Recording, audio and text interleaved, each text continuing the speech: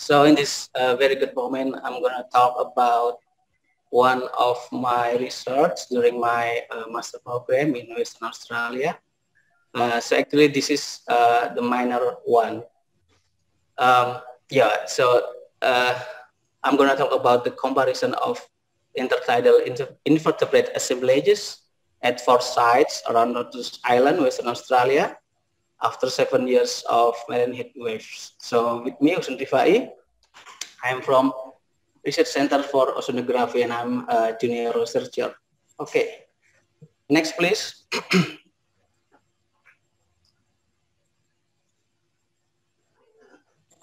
So in 2011, Australia really hit by dramatic or very high temperature called marine heat waves, and it really had adverse effect on all marine organisms, including invertebrates, since these events persisted for about 10 weeks, and it has increased the temperature at that moment for 2 until 4 degrees Celsius above average. And the effects is really negative to the coastal environment, including in Western Australia, particularly in Rottnest Island. So it is interesting to see how this event affect the coastal organisms, particularly invertebrates. Next, please.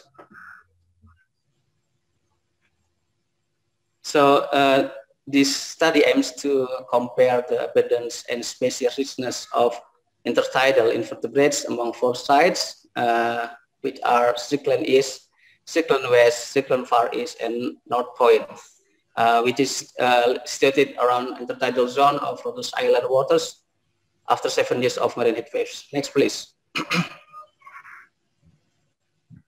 So this is our study area.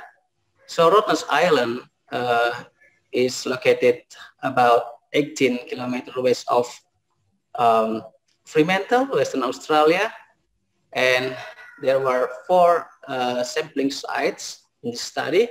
Number 1 is North Point, and then number 2 Strickland is number 3 Strickland Far East, and the last is Strickland West.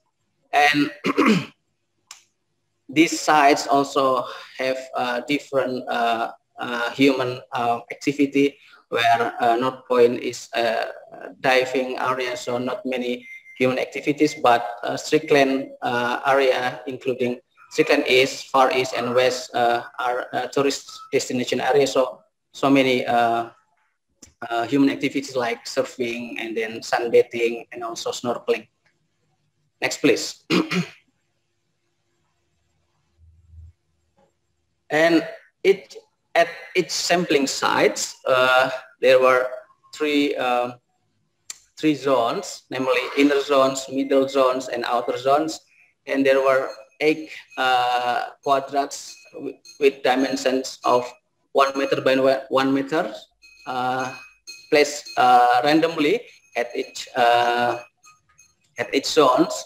So in total, there were 24 quadrats, and they were considered as replications. So there were 24 replications in total and in each sampling site. And the sampling identifications is conducted in situ, and then each invertebrates was count individually in that 1 meter, except for the corals, because for the corals we take 1 colony as 1 count. Thank you. Next, please.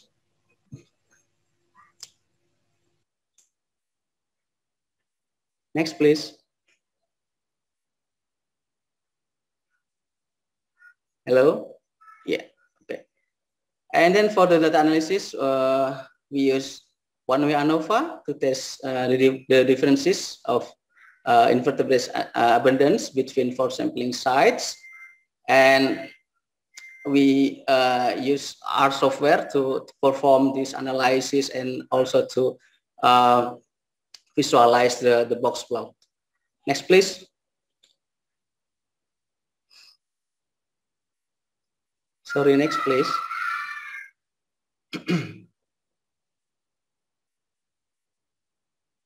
Yep, thank you. So before we conducting the ANOVA test, we test the homogeneity of data variations first using Bartlett test, and then after the ANOVA was performed, then we can see if there is a significant difference. So we will continue to test using Tukey test, and also we perform cluster analysis in this study to see the species compositions among all 4 sampling sites.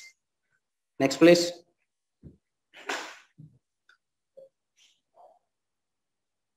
So this is the result of our field sampling.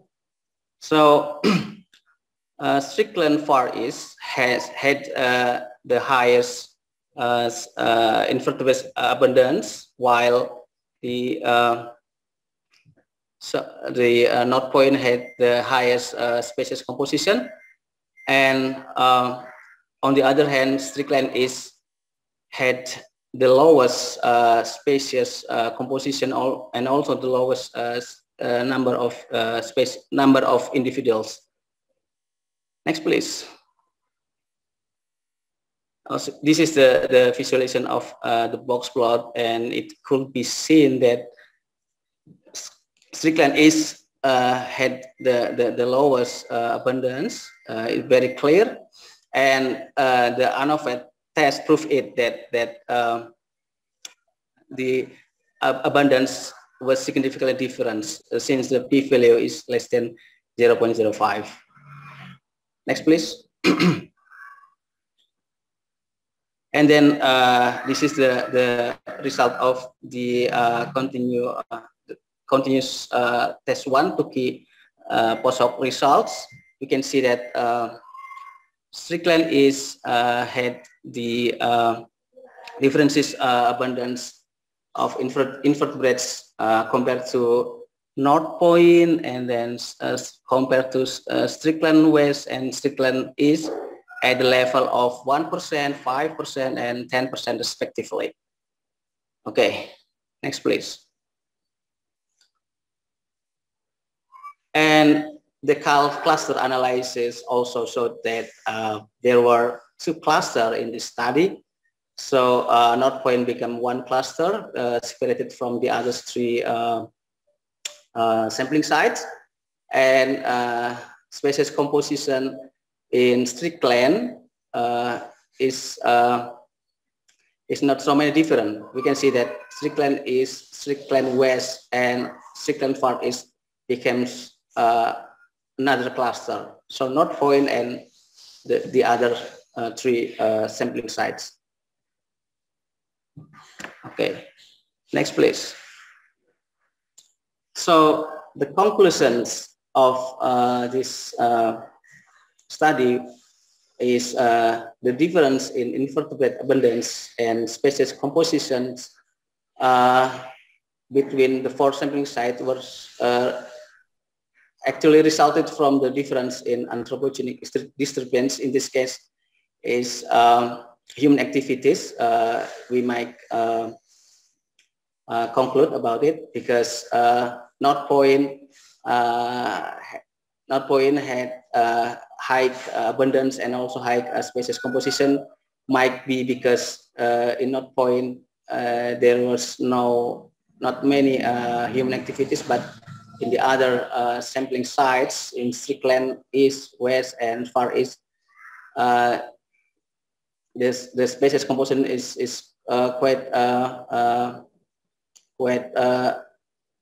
equal, almost equal.